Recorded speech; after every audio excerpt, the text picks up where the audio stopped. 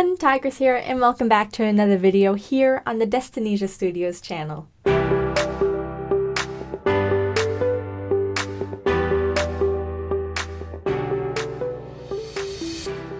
Today is another installment in my guide to crafting a Minecraft roleplay.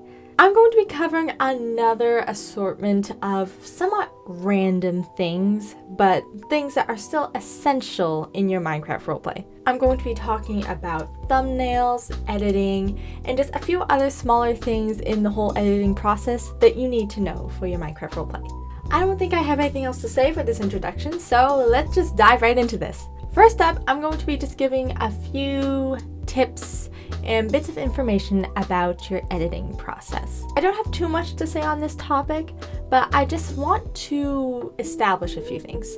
Now, I'm not exactly sure what your editing might look like, what resources you might have at your disposal, whether you are working on the computer or if you're working on a mobile device.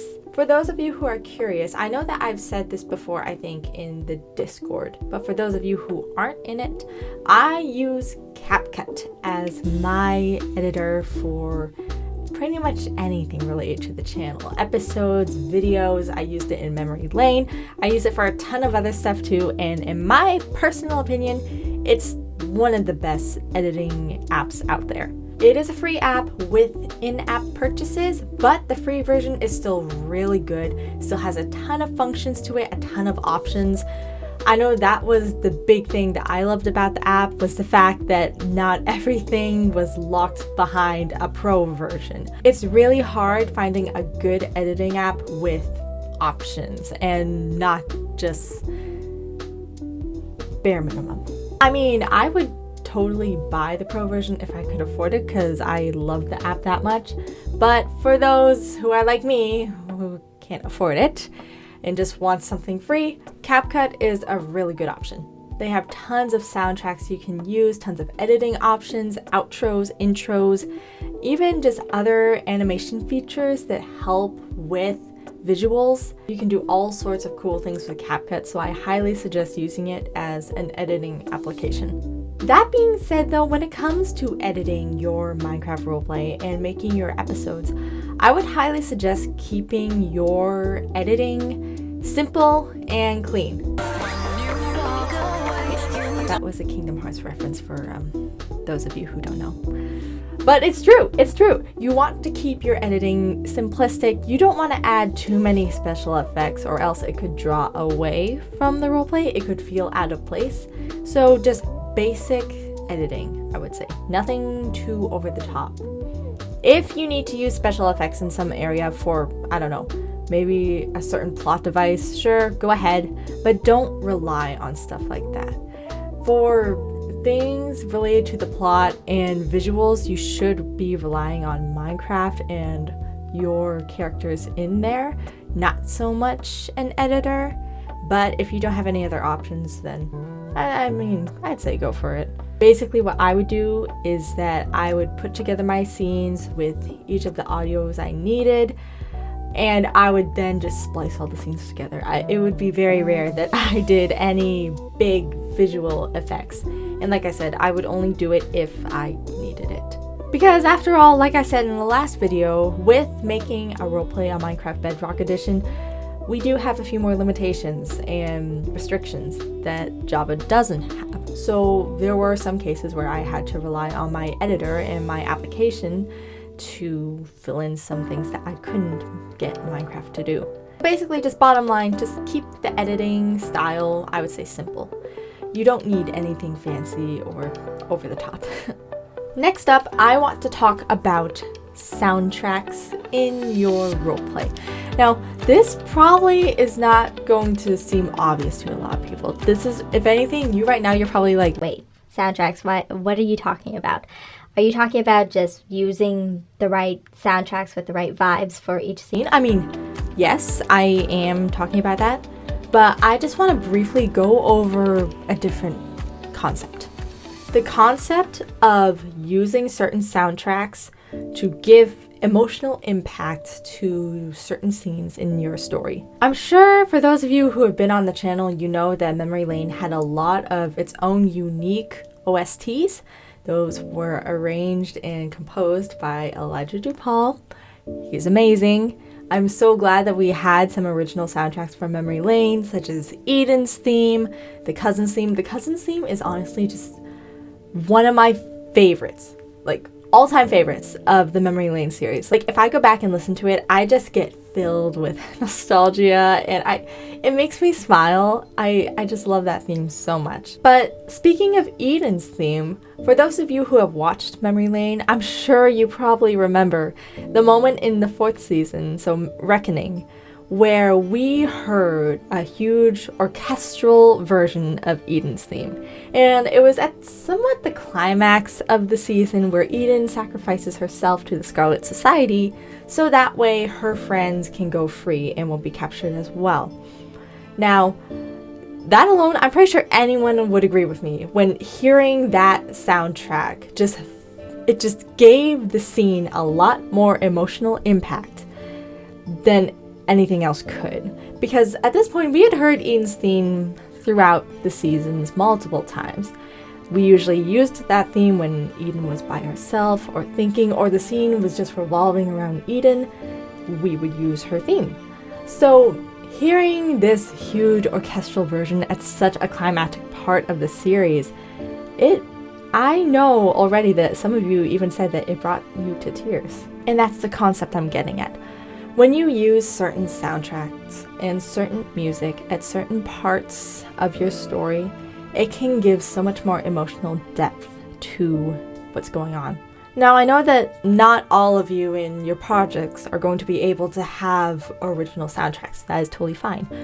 But I'm saying just maybe even whichever editor or application you use for editing, maybe if it has certain soundtracks, just mentally reserve certain soundtracks for certain scenes or certain characters. It's okay if it's not an original soundtrack for the series, but just giving characters and certain scenes and certain vibes specific soundtracks that you can keep reusing throughout your series, so that way viewers, the audience, they can be watching the scene, they can hear a certain track and be like, oh wait, this soundtrack usually means this. And it almost helps to just narrate the story in its own way. I think a great example of using this concept is actually the video game series Kingdom Hearts.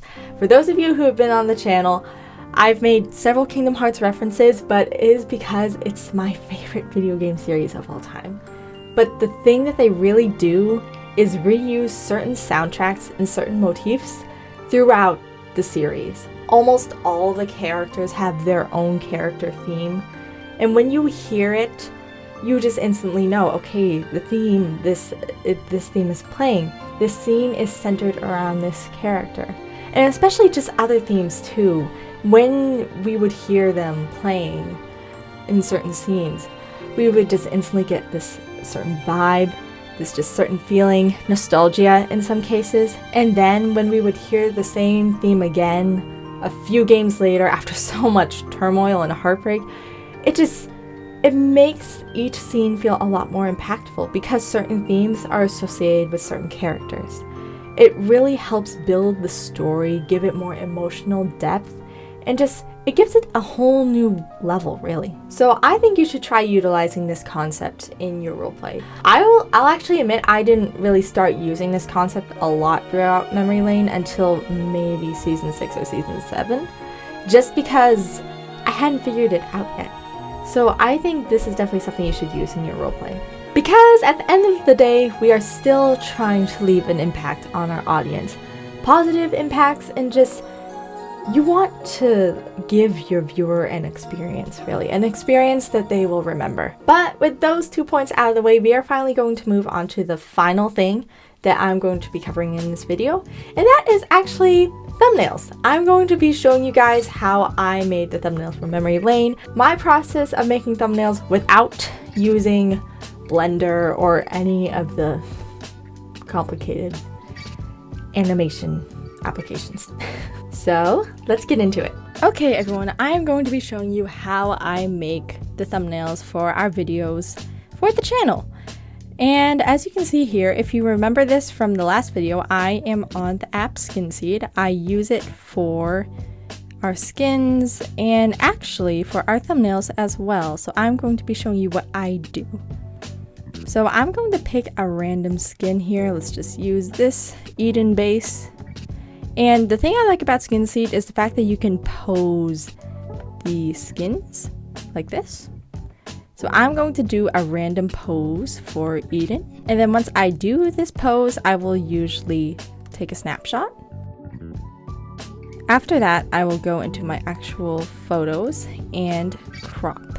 I'm basically cropping it so that way I don't have to erase as much, making it easier for myself.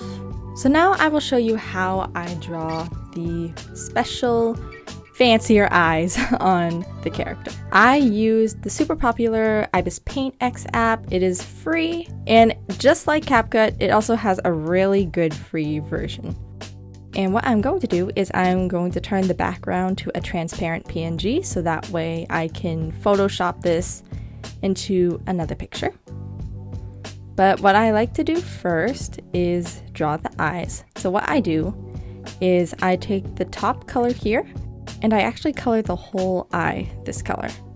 Try to get into all the corners, make the eye completely dark brown. This is our base color. Do the same over to the other eye.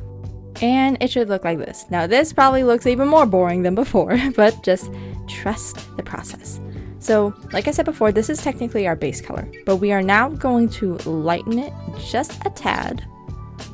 And we are going to choose an airbrush, scale it down a bit, and we are going to go over this area, but keep the top smidge the dark brown. Now we are going to do this 2 more times, only we are going to lighten the color and go down a pixel. So now down to here.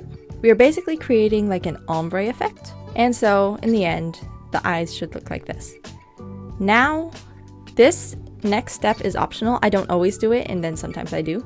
You can then blur the colors so that way the transition looks a bit smoother. But you just have to make sure your opacity is fairly low because you don't want to blur it too much. Now we are going to draw the pupil on the eye. So we are going to go back to our darkest brown. And now we are going to draw a sort of oval in the eye.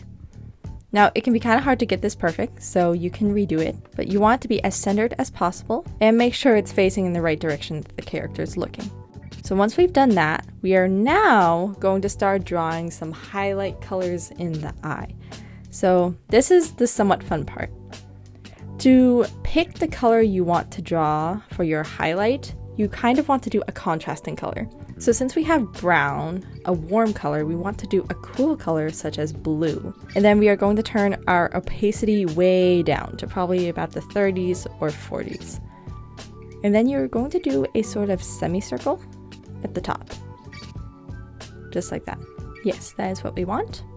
And now for the color on the bottom, we do actually a contrasting color to the blue. So we're going to take our lightest brown from our ombre effect, and we're going to turn it way up to about right here.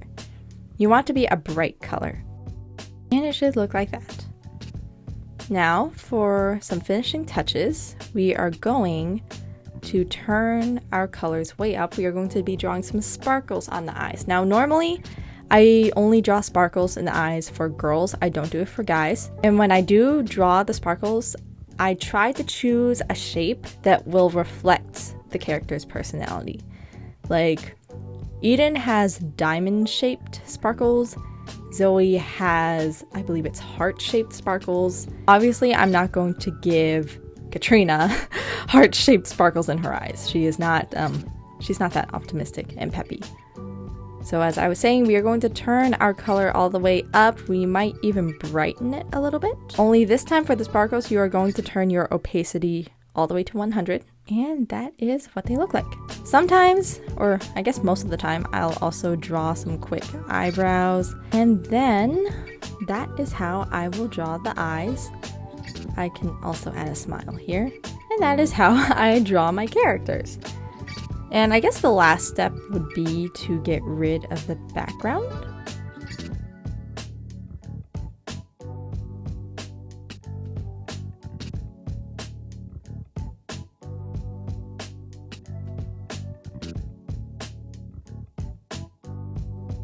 Now the last thing I like to do is I like to blur the edges of the character so that way it looks a bit smoother when I go and edit her into a picture. And then this next thing I don't always do, but I sometimes like to do it for the effect, and I like to put a filter on. I like to put the relief filter, and it's basically just a spotlight that you can put on the character pretty much anywhere. And that is how I draw the people for my thumbnails. I'll normally just insert a random picture of the background of one of the scenes in the episode, and I'll put one of the characters that I think is key in that episode into the thumbnail.